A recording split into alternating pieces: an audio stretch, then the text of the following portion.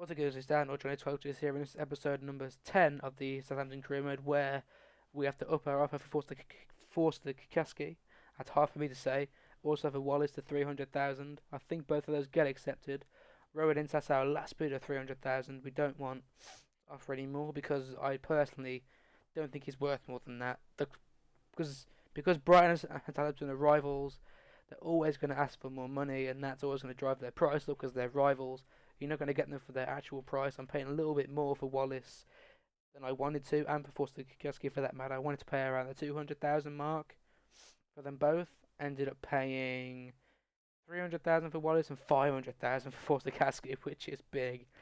That basically blew our budget on those four youngsters: Byrne, Nugent, Forster, and Jed Wallace, who will all grow into high-rated players for the season after, where we're making a push for all four, like BSO Silverware, the FA Cup, League Cup, the Champions League, and the Premier League. Eventually, that's where I want Southampton to be. Once I've done that, then this career mode moves away. So we're just gonna add some more contracts here because we're done spending money. So we need to get the players that we want to keep for next season on a deals like De Prado and Billy Sharp and Osvaldo, who we want to keep for next season, and other people like that. We have enough again for Ramirez. We don't want to sell Gaston Ramirez. He grows really well. He's a good player in career mode also. He scored from some crucial goals for us, as you'll see in this episode. So we need to skip through the deadline day. We don't do any business on the deadline day. I didn't see the need to. We just do our contract stuff, and we had enough of Rodriguez. 19 million I wanted for Rodriguez. They didn't obviously go for that, but their last offer was 9.5, which I just plain out rejected. I thought about it. I thought about getting rid of him for 9 million, but then I second guessed myself and thought I won't be able to bring in a better left winger than what I've got. Everyone's offering for Rodriguez really because he's the top assists in the Premier League. I did think about getting somebody in who is slightly better than Rodriguez, but I can't think of anybody really at the minute. I really enjoy using Rodriguez. He's big, powerful, strong, quick, can deliver a good ball into the area when you need him to. He just does everything reliably. I don't think other left midfielders will do that on a regular basis.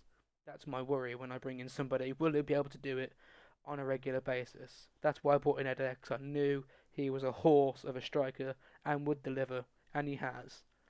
Maybe not the start of the season, but once he got adapted, and once I got adapted to using him in career mode, he was a horse of a player, and he's been scoring some critical goals for us. I think he got to 21 goals in the season.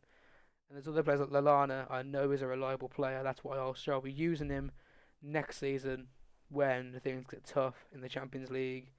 If I get into the Champions League and other stuff like that, he will be a horse of a player, as I said. Along with Eder, he'll be good in the Champions League because it's so physical. So we have our game here against Stoke, which is at home. We need to win our home games. And we have here with Klein running down the right hand side. The 1-2 Ramirez, one touch, and then bang at the near post. That's why I kept Gaston Ramirez. I didn't let Swansea take him. It's a great finish at the near post. Beating Begovic, all ends up. And I think we make it 2-0 here with... No, we go... Peter Crouch in career mode is unstoppable. He may be old, but he's big and tall, and every time you whip a ball in, he wins it in the air. Adam Wingy skips past Luke Shaw. The only times anybody has skipped past Luke Shaw all season, really. Then Crouch... He's really good in the air, what can I say? But we claw it back, the ball in there, blocked, corner, and from the corner, you know the result. Ball in from Lallana, right onto Eder's head, and it's 2-1. Lovely floated header. No, even Asmir Begovic, who's a top-class goalkeeper, is not going to get anywhere near it. Good goal for Eder. That makes it 12 already, and we've just got into middle of February.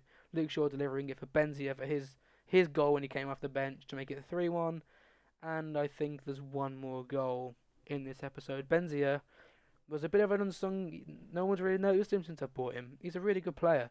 I just haven't really found the use for him this season. Next season he'll be a very useful squad player in the Premier League when Eder is on his last legs from playing in the Champions League. Ramirez nicks it away here for his off Huth for his second goal of the game. But that's going to end the episode with that goal from Gaston Ramirez. So if you did like this video, a like or a thumbs up is greatly appreciated. It helps me out a lot. And I'll see you in the near future.